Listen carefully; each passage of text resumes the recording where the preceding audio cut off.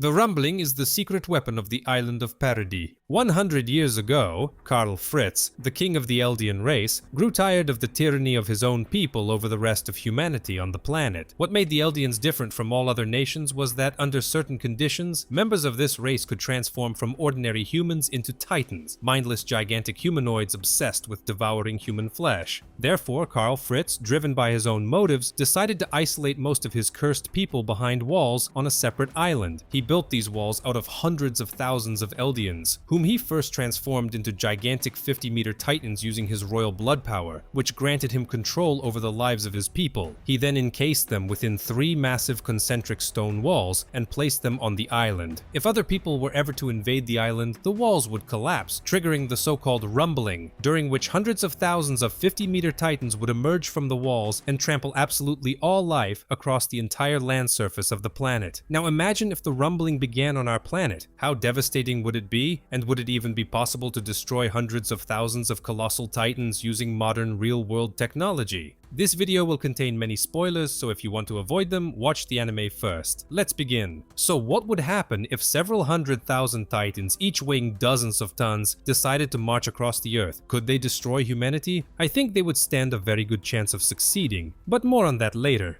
To better understand humanity's chances against the Titans, we need a more precise understanding of how many Titans we are actually talking about. Rikao Yanagita, in an analysis of the manga, conducted calculations using the dimensions provided in Attack on Titan before the fall. If we assume that all Titans within the walls are approximately 45 meters tall and have proportional shoulder widths of 13 meters, and that all Titans stand shoulder to shoulder, then Wall Maria alone would contain approximately 246,000 colossal Titans, while all 3 walls combined would contain around 585,000 titans. I've also come across claims stating that there are 10 million titans inside the walls, but that is false. Karl Fritz said this in the manga, which appears to be a massive exaggeration on his part, intended to further intimidate the populations of the outside world. 10 million titans would be enough to encircle the entire planet 3 times, and this also contradicts the known dimensions of the walls, so this is clearly misinformation. However, even 500,000 titans would be impossible for the people of Attack on Titan to counter using their technology.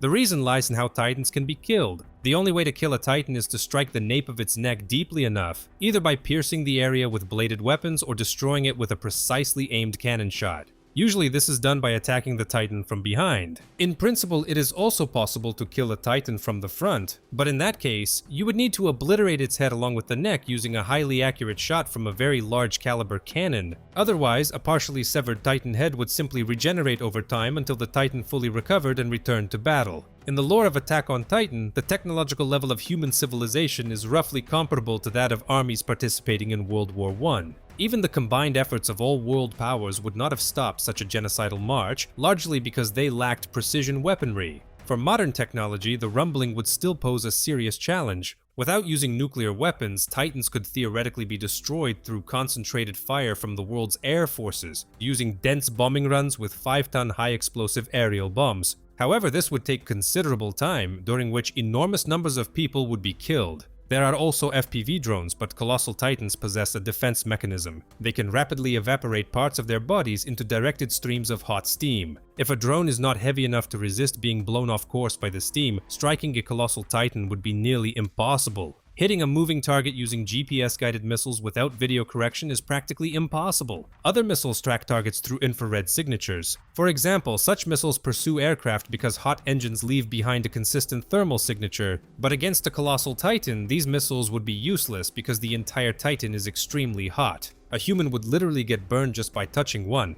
Ground artillery and tanks have a limited engagement range, and to avoid immediate destruction, they would constantly need to retreat as the Titans advanced. Besides, hitting a Titan's head with such weapons would be nearly impossible. Realistically, they could only strike the legs and torso. Nuclear weapons could provide a rapid solution, but using the number of nuclear warheads required to stop the rumbling would trigger an environmental catastrophe. Therefore, the nuclear option would come at enormous cost and would only be used if absolutely no alternatives remained. However, as we know, before the rumbling could destroy cities and continents with its march, it would first have to cross seas and oceans. And this is where things become much more interesting. In the anime, when the rumbling was confronted in the ocean by battleships and heavy artillery, we saw titans crossing the sea. Contrary to my initial assumption that they would simply walk underwater and create tsunami waves, the Titans were actually swimming beneath the surface.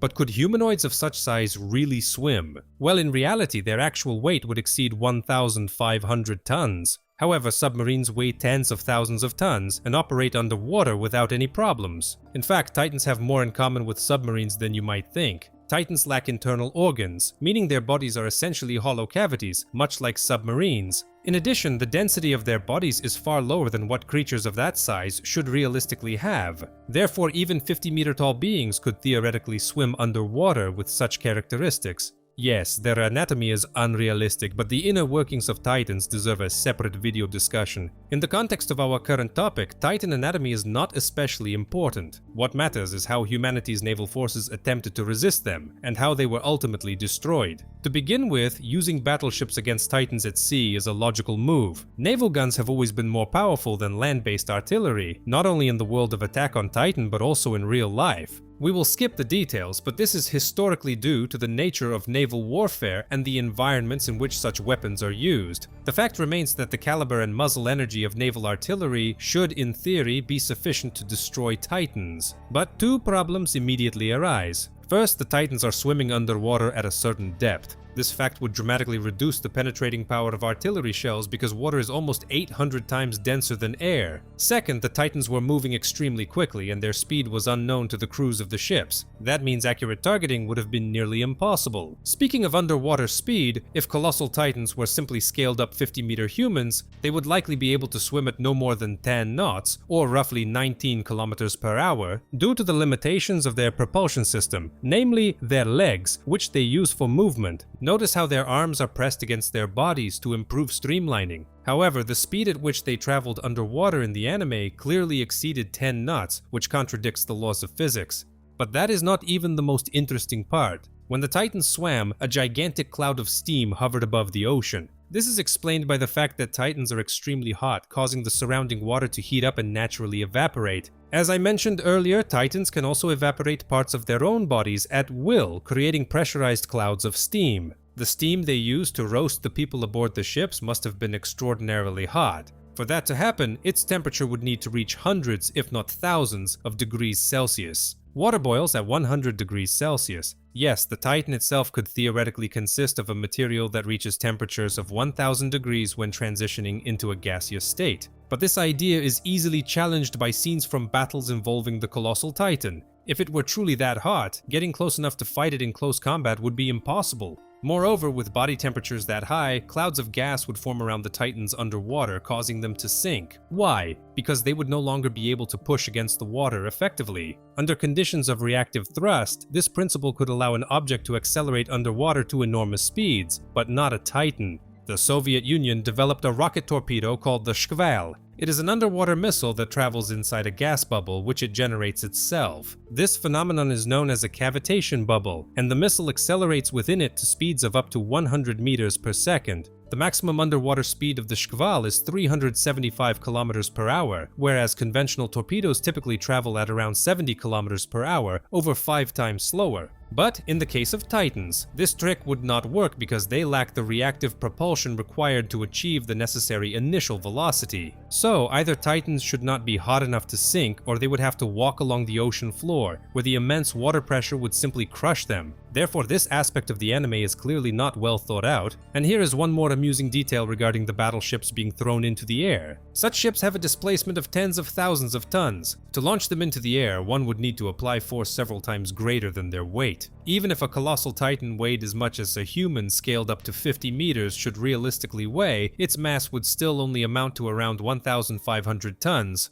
For example, the battleship Gangut of the Russian Empire weighed 23,300 tons. It would be impossible to throw such a ship into the air, just like the battleships shown in the anime. Could Titans ram them and sink them? Absolutely. Could they flip a battleship over by hand? Perhaps, though even that is questionable. In the end, the outcome would remain unchanged. Battleships would never be able to stop a stream of 10 million giants, but the battle scene shown in the anime is far from realistic. Not even a nuclear explosion, whether underwater or above the surface, would launch a ship into the air. There is documented evidence of an 8-megaton nuclear bomb detonating near a ship, and as you can see, the ship did not leap into the sky. In any case, a navy would not be able to stop the rumbling, even if the Titans merely swam past the fleet at 10 knots and reached the shore. After that, only ground forces at an enormous cost could potentially stop them. Without the use of nuclear weapons, dealing with such a threat would simply be impossible.